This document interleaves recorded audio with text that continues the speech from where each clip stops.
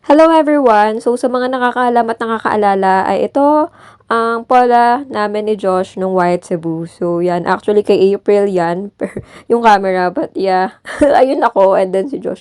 Tara, 'di ba? Patarayan kami ng mata diyan. So ayun, and kukwento ko kung ano nga bang nangyari diyan. So yeah. And ito yung outfit ko nung White Cebu. Plus, syempre, nasa Cebu naman kami. Ako na mahilig gumala ay gumala din naman talaga kami, 'di ba? Syempre nandun ka na eh. Syempre magtutour ka din, gagala ka din, ang aura ka din. So, etong vlog na to ay tungkol sa SB19 Wyatt Cebu and pati sa gala ko. So, meron dyan, nakikita nyo, di ba? Parang night view and then ito, umaga or yan, may araw pa. So, yung lugar na yan, malalaman nyo din if ano ba yung mas bet nyo na time para pumunta doon sa lugar na yon. And later, i-introduce ko yun. Okay? So, tara na at simulan na natin to, guys. So yeah, ipakita natin ang aking forma sa airport. So yeah, unahan ko na kayo, hindi dahil kay Susan, kaya ganyan ang aking forma sa airport, guys. Actually, matagal na akong ganyan. Lagi akong ganyan sa airport, aeroplano, okay. So, ayoko lang kasi yung parang sinasabi na kaya daw ako na ganyan kasi daw dahil sa kanya. Hindi, may sarili akong style, guys, and nagkataon na siguro na parehas kami. Okay, but yeah. Oh, diba? Nakita ko pa yan. Nakita ko lang yan kasi nag-throwback. So, nakita ko lang din. So, sinama ko na. Ayan, para lang masabi ko sa inyo na, ayun nga, na wala naman akong ibang ginagaya or what. Basta, may sarili ko at, yeah, kung meron mga kaparehas is nagkataon lang, okay? Hi guys, so dito kami sa 10,000 Roses. Ay, wait lang, aking target. Anyway, so yun. Kasama ko pa rin ang mga taga-Inawan server, mga fans ni Josh. April, Julian, and si Janina. Hello po! Sarap po ng pagkain nyo. Santa kayo. So yun. Kami ay gora na, palubog ng araw. Pero na nga, papunta na kami sa entrance, diba? Syempre, entrance, dun magbabayad. And dun din papasok, malamang. So, yan, ang ganda ng ano, diba? Sunset. So, sa panahon na yan, ay wala pang masyadong tao. Pero, ang ganda mag-picture dyan kasi, diba? Natural yung light. And at the same time, yeah. So, ano man sabi niya dito sa 10,000 Roses? Ay, syempre background na. Dito kayo, sumali naman kayo. Ang daming roses din lang po. 10,000 talaga. Ayun ang sunset na ngayon. Sabay-sabay kami nanonood, parang romantic mas. Nandito si ano? Ay, Oo nga, surot. may poging dumating. Wala pa, pogi not found. So yun, mag-ano pa kami, palubog ng araw, waiting kami umilaw to. Ganda kulay blue ata ilaw niya naalala. Inabot na kami ng Christmas. Oo nga, ganda. Tapos na, so see you later. Bye. Ganun ka.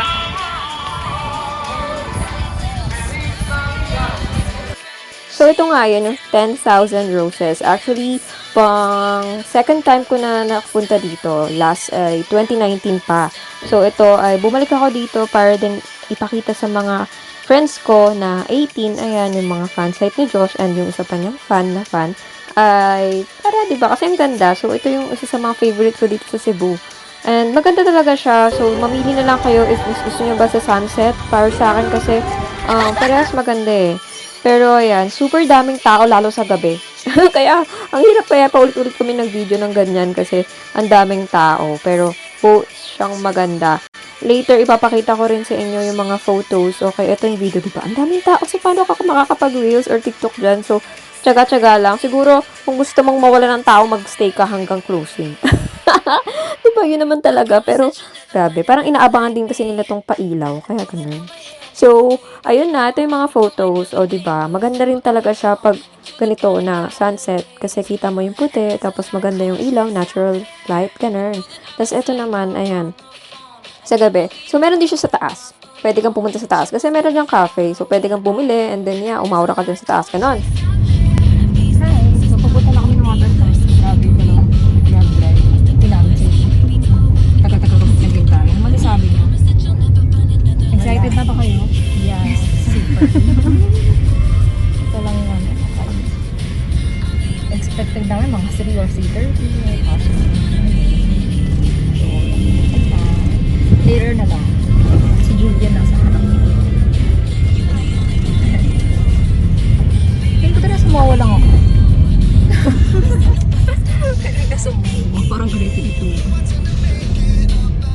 So, ito na nga yun, guys. Nakakatawa pa dyan is, napicturan pa ako nung photographer sa event. So, yeah, yan nga pala itsura ko noon. May yung outfit ko sa concert. O, diba? Pack lang.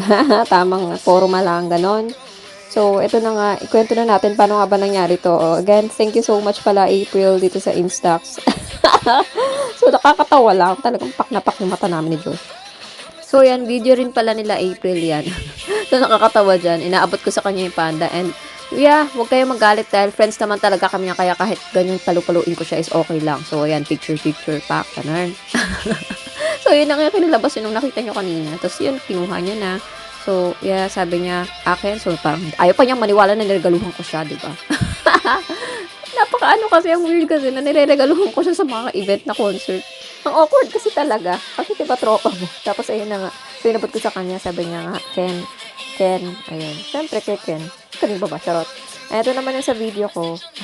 Super lapit. Nakakatawa. Ayun. Inabot ko yung panda. Ayun. Parang hindi siya baka paniwala na binigyan ko siya. Kasi nga, nakakatawa talaga. Tapos ito na, binibigyan siya ng mga fans niya. And ayan. Inabot ko sa kanya yung sisiu para kay Ken. Sabi niya, Ken. So ayan. Okay. Sige. Ilabas natin si Ken. Asan ba? Oh, yan, bonus na. Ayun na si Ken. So, yung mga video na to, pwede nyo man panoorin to sa YouTube kung mabitin man kayo sa aking papalabas ngayon. Char. I mean, sa mga papakita ko, kasi nasa YouTube din naman yung lahat dun sa Maju sa YouTube. So, yan, nakikita nyo yung watermark, diba? Nasa Wyatt Cebu playlist. Okay. So, makikita nyo dun. Yung mga hindi nakakalam, mga videos ko ay karamihan ay sa kanya nakafocus. Pero, syempre, love ko naman lahat ng SB. 90 members. Syempre, di ba? But, yeah, ganun talaga. So, yeah, where you at, Char?